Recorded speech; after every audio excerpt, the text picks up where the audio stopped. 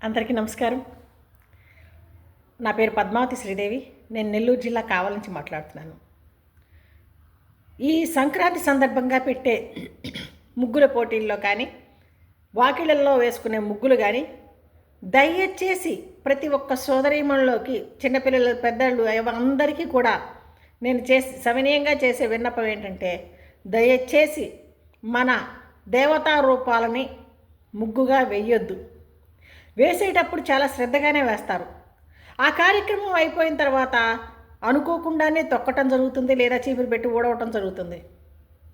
దయచేసి మనము ఎంతో నియమనిష్టలతో, వేద మంత్రాలతో గుడిలోనూ మన ఇళ్లల్లోనూ పవిత్రంగా పూజించుకునే మన దైవాల రూపాలని అలా వాకిళ్ళల్లో వేయకండి అమ్మా. దయచేసి నేను చెప్పేది ఆలోచించండి. మరి కొంతమంది ఈ వస్త్ర వ్యాపారులు మన దైవాల రూపాలని చీరల మీద, బట్టల మీద, అన్ని షర్టుల మీద, అట్లాంటి వాటి మీద ముద్రించుతున్నారు.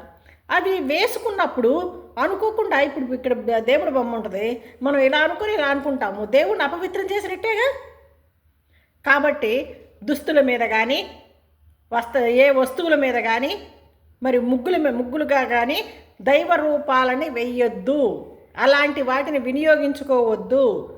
ముగ్గులుగా ఎప్పుడూ కూడా దేవతామూర్తుల్ని వెయ్యొద్దు.